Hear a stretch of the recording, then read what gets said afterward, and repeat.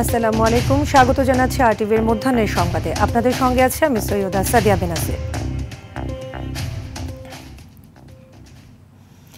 চট্টগ্রামের হাটহাজারীতে বহাল থাকা ১৪৪ ধারাতে থমথমে অবস্থা বিরাজ করছে।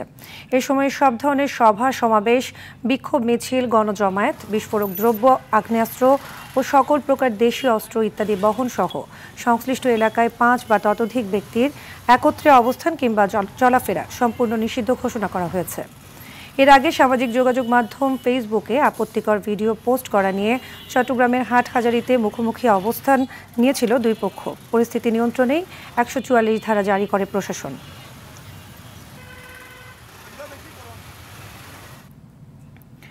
এই মুহূর্তে হাটহাজারীর সর্বশেষ পরিস্থিতি জানাতে সেখান থেকে সরাসরি যুক্ত হচ্ছেন সহকর্মী সাইফুল মাহমুদ। সাইফুল, এই মুহূর্তে হাটহাজারীর সর্বশেষ অবস্থা কি দেখতে পাচ্ছেন আমাদের জানাবেন। আসলে যেমনটি বলেছেন ১৪৪ ধারা জারি করার পর থেকে কিন্তু হাটহাজারীর অবস্থা কিন্তু অনেকটা শান্তই বলা চলে। এই মুহূর্তে কিন্তু আইন শৃঙ্খলা রক্ষাকারী বাহিনী কিন্তু আসলে টহল দিচ্ছে, বিশেষ করে সেনাবাহিনী টহল দিচ্ছেন গতকাল রাত ২টা থেকে, এবং এখানে কিন্তু যে ১৪৪ ধারা জারি করা হয়েছে সেটা আজ বিকাল ৩টা পর্যন্ত, এবং বিকাল ৫টার সময় উপজেলা নির্বাহী কর্মকর্তার অফিসে কিন্তু একটা বৈঠক আছে, সর্বদলীয় বৈঠক, এবং সেই বৈঠকে সিদ্ধান্ত হবে আসলে পরবর্তীতে কি হবে। যে ১৪৪ ধারা জারি করা হয়েছে সেখানে বলা হয়েছে আসলে কোনো ধরনের যেই স্থানগুলিতে ১৪৪ ধারা জারি করা হয়েছে সেই স্থানগুলিতে সমাবেশ এবং একই সাথে ৫ জনের বেশি কিন্তু চলাফেরা করতে পারবে না। তবে এরপরও কিন্তু আসলে পরিস্থিতি কিন্তু রয়েছে একটু থমথমে। বিশেষ করে যেই রাস্তাটিতে আসলে আমরা দাঁড়িয়ে আছি, বড় মাদ্রাসা, সেই মাদ্রাসাতে কিন্তু আসলে সকাল থেকে কিন্তু একেবারে বৃষ্টির মতো পাথর পড়ছিল গতকাল রাত থেকে। সেই পাথরগুলো হাটহাজারী পৌরসভার কর্মীরা কিন্তু সরিয়েছেন। এই পাথরগুলো সরাতেও কিন্তু প্রায় ২-৩ ঘন্টা সময় লেগেছে। এবং আর সাথে একটি কথা বলে রাখি, সেটি হচ্ছে যে একটি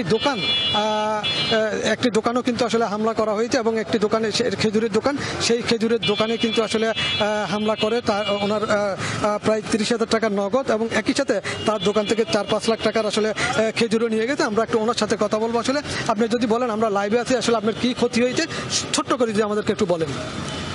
আমার ক্ষতি হয়েছে, ক্যাশ টাকা নিয়ে গেছে ৩০,০০০ টাকার মতো, এবং মালামাল লুটপাট করছে ৩.৫ লক্ষ থেকে ৪ লক্ষ টাকার। মাদ্রাসা ছাত্রদের বিপরীত যারা ছিল তারাই করছে, কারণ মাদ্রাসা ছাত্রদেরকে যখন দাওয়া দেওয়া হয়েছে ওরা মন্দিরের গেট পার হয়ে গেছে, এর পরবর্তী সময়ে এরা এই কাজটা করছে। আর এটা প্রত্যক্ষদর্শী হলো আমার দোকানের ছেলেটাই এই মার্কেটের গলির ভিতরে ছিল। শুনছিলেন আসলে ওনার বক্তব্য, সেটি বললো আসলে মাদ্রাসার শিক্ষার্থীরা আসলে এই কাজটি করেনি, যারা বাইরে ছিল তারা এই কাজটি করেছেন, এবং একই সাথে মাদ্রাসার শিক্ষার্থীদেরকে তারা শিক্ষকরা কিন্তু ভিতরে প্রবেশ করিয়ে দিয়েছেন। প্রবেশ করার পরে মাদ্রাসার শিক্ষার্থীরা অনেকটা কিন্তু শান্ত হয়ে গেছিল। তবে এর আগে জুলুস থেকে যাওয়ার সময় একটি ছেলে মাদ্রাসার শিক্ষার্থীদেরকে উদ্দেশ্য করে অঙ্গভঙ্গি বিদ্ঘুটে করে কিন্তু আসলে একটা ফেসবুকে পোস্ট করে। তার এই পরিপ্রেক্ষিতে আসলে একটা উত্তেজনা সৃষ্টি হয়। এই উত্তেজনা থেকেই কিন্তু আসলে দফায় দফায় সংঘর্ষ হয়। সংঘর্ষের পরে আইন শৃঙ্খলা রক্ষাকারী বাহিনী এবং উপজেলা প্রশাসনের পক্ষ থেকে আসলে নিয়ন্ত্রণে আনার পরে সেখানে ১৪৪ ধারা জারি করা হয়। ১৪৪ ধারা জারি করার পরেই রাত ২টা থেকে এখানে কিন্তু সেনাবাহিনী অবস্থান করছেন। তবে এই মুহূর্তে কিন্তু পরিস্থিতি শান্ত আছে। বিকাল ৫টায় বুঝে যাবে আসলে পরবর্তী কি হবে। এই ছিল আমার কাছে সর্বশেষ সংবাদ হাটহাজারী থেকে। ধন্যবাদ সাইফুল। এদিকে টাঙ্গাইলের বাসাইলে দুই পক্ষের সমাবেশ ঘিরে ১৪৪ ধারা জারি করেছে প্রশাসন। উপজেলা প্রশাসন জানায়, আজ বাসাইল কেন্দ্রীয় শহীদ মিনার চত্বরে একই সময়ে মুক্তিযোদ্ধা সমাবেশ এবং ছাত্র সমাবেশের অনুমতি চাওয়া হয়। এ অবস্থায় আইনশৃঙ্খলা পরিস্থিতির অবনতির আশঙ্কায় আজ ভোর ৬টা থেকে সন্ধ্যা ৬:৩০ পর্যন্ত শহীদ মিনারের ৫০০ গজের মধ্যে সমাবেশ, মিছিল, শোভাযাত্রা, স্লোগান, মাইক্রোফোন ব্যবহার সহ অবৈধ প্রবেশ নিষিদ্ধ করা হয়েছে। আর আদেশ অমান্যকারীদের বিরুদ্ধে কঠোর আইনগত ব্যবস্থা নেওয়ার কথাও জানানো হয়। মুক্তিযোদ্ধা সমাবেশে কৃষক শ্রমিক জনতা লীগের সভাপতি বঙ্গবীর আব্দুল কাদের সিদ্দিকী উপস্থিত থাকার কথা ছিল। টাঙ্গাইলে কৃষক শ্রমিক জনতা লীগের সভাপতি বঙ্গবীর আব্দুল কাদের সিদ্দিকীর বাসা সোনার বাংলায় হামলা চালিয়ে ভাঙচুর করেছে দুর্বৃত্তরা। গেল রাত 1টার দিকে এই হামলা চালানো হয়। বাসার নিরাপত্তা কর্মী জানান, রাতে কাদের সিদ্দিকী দ্বিতীয় তলায় ঘুমাচ্ছিলেন। এ সময় 10 থেকে 15 জন দুর্বৃত্ত বাসায় ইট পাটকেল নিক্ষেপ করে এবং মই দিয়ে বাসার গেটের ভেতরে ঢুকে 2টি গাড়ি ভাঙচুর করে। এ সময় আশেপাশের লোকজন এগিয়ে এলে দুর্বৃত্তরা পালিয়ে যায়। এদিকে হামলায় জড়িতদের শনাক্ত করে আইনের আওতায় আনার কথা জানায় পুলিশ। পুলিশকে রাজনৈতিক কর্মী না ভাবার আহ্বান জানিয়ে স্বরাষ্ট্র উপদেষ্টা মোহাম্মদ জাহাঙ্গীর আলম চৌধুরী পুলিশ সদস্যদের রাজনৈতিক দল থেকে দূরে থাকার পরামর্শ দিয়েছেন। দুপুরে রাজধানীর রাজারবাগ পুলিশ অডিটোরিয়ামে নির্বাচন প্রশিক্ষণ কর্মসূচির উদ্বোধনী অনুষ্ঠানে তিনি এসব কথা বলেন। পুলিশ সদস্যদের 14, 18 এবং 24-এর নির্বাচন ভুলে যাওয়ার পরামর্শ দেন তিনি। বলেন, পুলিশ সদস্যদের পোস্টিং লটারির মাধ্যমেই হবে। সাংবাদিক ভাই ও বোনেরা, আসসালামু আলাইকুম। জনগণ যে সময় নির্বাচনমুখী হয়ে যাবে সেই সময় তাদের কেউ বাধা দিতে পারবে না। সেই সময় জনগণ যে সময় একদিকে চলে যাবে নির্বাচনের দিকে, সেই সময় তাদের কেউ প্রতিহত করতে পারবে না, তারা ভোট কেন্দ্রের দিকে যেতে থাকবে। প্রখ্যাত লেখক, শিক্ষক, বুদ্ধিজীবী এবং রাজনীতিবিদ বদরুদ্দিন ওমর মারা গেছেন। রবিবার সকাল 10টা 5 তিনি ইন্তেকাল করেছেন। জাতীয় মুক্তি কাউন্সিলের সাধারণ সম্পাদক ফয়জুল হাকিম লালা গণমাধ্যমকে এ তথ্য নিশ্চিত করেছেন। তিনি বলেন, অসুস্থ অবস্থায় বাসা থেকে রাজধানী ঢাকার শ্যামলের স্পেশালাইজড হাসপাতালে আনার পর মারা যান তিনি। সার্বক্ষণিক রাজনীতি ও লেখালেখির সঙ্গে যুক্ত হওয়ার আগে রাজশাহী বিশ্ববিদ্যালয়ের রাষ্ট্রবিজ্ঞান বিভাগের অধ্যাপক ছিলেন বদরুদ্দিন ওমর। তিনি বাংলাদেশের কমিউনিস্ট পার্টির নেতা ছিলেন। 2025 সালে তিনি বাংলাদেশের সর্বোচ্চ বেসামরিক পুরস্কার স্বাধীনতা পুরস্কারে ভূষিত হন, কিন্তু তিনি তা গ্রহণে অস্বীকৃতি জানান।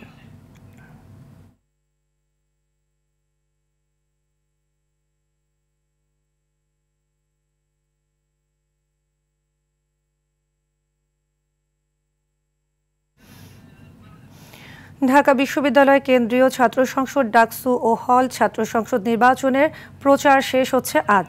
বিশ্ববিদ্যালয় কর্তৃপক্ষের নির্দেশনা অনুযায়ী সকাল 10টা থেকে রাত 10টা পর্যন্ত শেষ দিনের প্রচার চালাতে পারবেন প্রার্থীরা।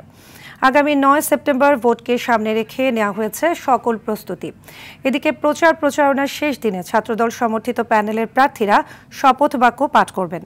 দুপুরে ঢাকা বিশ্ববিদ্যালয়ের কলাভবন সংলগ্ন বটতলায় আনুষ্ঠানিকভাবে তারা শপথ বাক্য পাঠ করবেন বলে জানায় এক প্রেস বিজ্ঞপ্তিতে।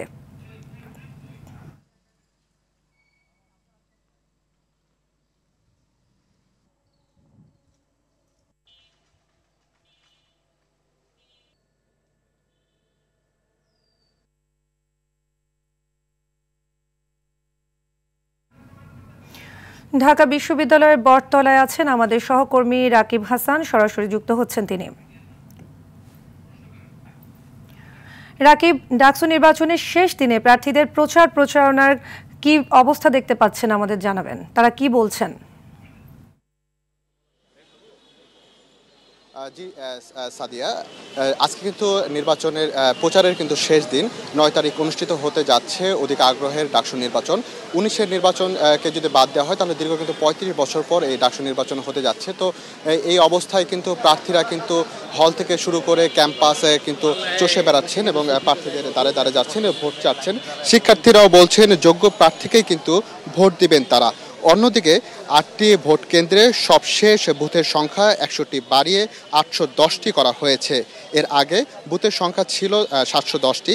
এতে প্রত্যেক ভোটার 10 মিনিট করে পাবেন বলে জানিয়েছে নির্বাচন কমিশন। এছাড়া যারা ভোট দিতে যাবেন সেই লাইনে জানেন যে 8টা থেকে 4টা পর্যন্ত সময়সীমা করা হয়েছে। এর পরবর্তীতেও যদি লাইনে কোনো ভোটার থেকে থাকে তাহলে কিন্তু তাদেরকে ভোট নিয়ে নেওয়া হবে। এছাড়া আজকে শিবিরের মনোনীত ভিপি প্রার্থী আবিদুল সাদিক কায়ুম বলেছেন যে তিনি নির্বাচিত হলে শিক্ষকদের দলীয় ভিত্তিতে পদবি পাওয়ার ট্রেন্ড বন্ধ করা হবে। আসলে শিক্ষার্থীদের মূল্যায়ন করে কিন্তু শিক্ষক নির্ধারিত হবে, এরকম একটা তিনি কথা বলছেন। এছাড়া আমরা এখন দাঁড়িয়ে আছি আসলে ঐতিহাসিক বটতলায়। এখানে কিন্তু কিছুক্ষণ পরেই ছাত্র দল থেকে কিন্তু আসলে শপথ বাক্য পাঠ করা হবে। তারা আসলে তাদের ফুল প্যানেল কিন্তু এখানে শপথ বাক্য পাঠ করবেন। তো ডাকসু নির্বাচন নিয়ে এই ছিল আমার কাছে সর্বশেষ তথ্য। সাদিয়া, ধন্যবাদ রাকিব। আজ থেকে চট্টগ্রাম বিশ্ববিদ্যালয়ে একাডেমিক কার্যক্রম স্বাভাবিকভাবে চলবে বলে জানিয়েছে বিশ্ববিদ্যালয় প্রশাসন। গতকাল বিশ্ববিদ্যালয়ের ভারপ্রাপ্ত অধ্যাপক সাইফুল ইসলামের সই করা এক জরুরি বিজ্ঞপ্তিতে এ তথ্য জানানো হয়।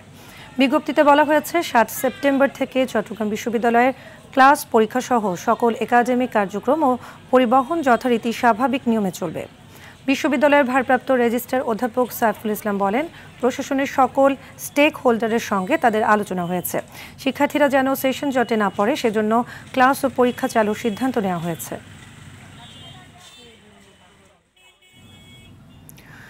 রাজশাহী বিশ্ববিদ্যালয়ে কেন্দ্রীয় ছাত্র সংসদ, সিনেট ও হল সংসদ নির্বাচনে মনোনয়নপত্র দাখিলের শেষ দিন আজ। সকাল 10টা থেকে বিকেল 5টা পর্যন্ত রাকসুর কোষাধ্যক্ষের কার্যালয়ে ডোপ টেস্টের নমুনার ফলাফল সহ মনোনয়নপত্র দাখিল করা যাবে। এদিকে দুপুর 12টায় বিশ্ববিদ্যালয়ের কেন্দ্রীয় শহীদ মিনারের সামনে ছাত্রদল তাদের প্রার্থীদের প্যানেল ঘোষণা করছে।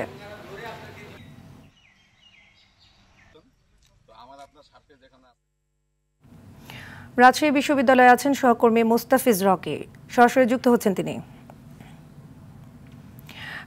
রকি, রাকসু নির্বাচনে মনোনয়নপত্র দাখিলের শেষ দিন আজ, কি পরিস্থিতি দেখতে পাচ্ছেন আমাদের জানাবেন। ছাত্রদল কখন নাগাদ প্যানেল ঘোষণা করতে পারে?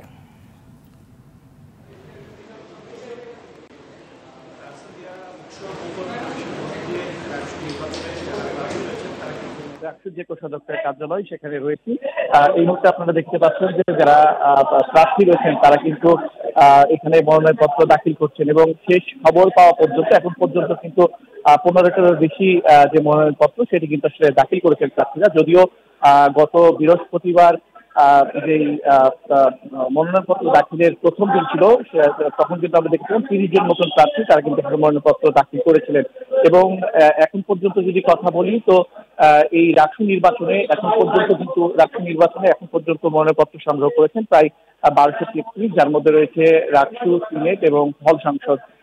এরই মধ্যে যেহেতু বিকেল 5টা পর্যন্ত এই রাকসু নির্বাচনের মনোনয়নপত্র যে দাখিলের যে সময়সীমা আসলে নির্ধারণ করা হয়েছে, আজকে আসলে বলছেন যে ছাত্র দলের যে আসলে প্রার্থীদের আসলে তারা ঘোষণা করবেন, সেক্ষেত্রে দুপুর 12:30টার দিকে কেন্দ্রীয় শহীদ মিনারে তারা আসলে তাদের যে প্যানেল সেটা আসলে ঘোষণা করার কথা হয়েছে এবং সাংগঠনিক যিনি সম্পাদক রয়েছেন ছাত্র দলের আমল রামান, তিনি থেকেই সেটি ঘোষণা করবেন। আপাতত এই ছিল সাজি আমার কাছে রাকসু নির্বাচনের মনোনয়নপত্র দাখিলের সর্বশেষ। ধন্যবাদ আপনাকে। আসন্ন নির্বাচনকে ঘিরে এক ধরনের শঙ্কা তৈরি হয়েছে শিক্ষার্থী ও প্রার্থীদের মাঝে।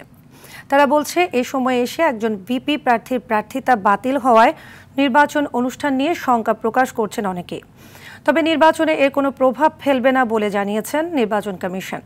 এর আগে ছাত্রত্বের বৈধতা না থাকায় জাকসু নির্বাচনে বাম সংগঠনগুলোর প্যানেল সম্প্রীতির ঐক্য থেকে মনোনীত ভিপি প্রার্থী অমর্ত্য রায় জনকে ভোটার ও প্রার্থী তালিকা থেকে প্রত্যাহার করেছিল নির্বাচন কমিশন। আমাদের যে উদ্দেশ্যটা সেটা হচ্ছে নতুন জাহাঙ্গীরনগর বিনির্মাণ। আমরা যদি নির্বাচিত নাও হই তাও এই তথ্যটা আমরা এভিডেন্স আকারে বিশ্ববিদ্যালয়ের প্রশাসনকে উপহার দিব। আগের দিনগুলোতে যে প্রচারণা চালিয়েছি হল ভিত্তিক, অনুষদ ভিত্তিক বা বিভাগে আমরা গিয়েছি, বটতলায় গিয়েছি, বিভিন্ন জায়গায় আরো ক্যাম্পাসে, তো ভালো সাড়া পাচ্ছে, আমরা অত্যন্ত আশাবাদী। এবার খেলার খবর, ক্রিকেট। এশিয়া কাপে অংশ নিতে সংযুক্ত আরব আমিরাত যাচ্ছে বাংলাদেশ ক্রিকেট দল।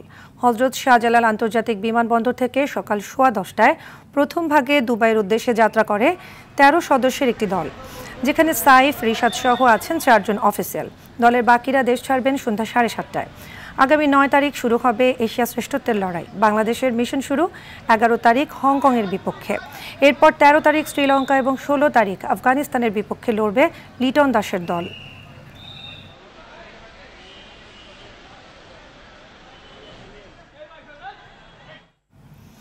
মধ্যাহ্নের সংবাদ এ পর্যন্তই। দুপুরের সংবাদ 2:45টায় দেখার আমন্ত্রণ রইল। ধন্যবাদ সবাইকে।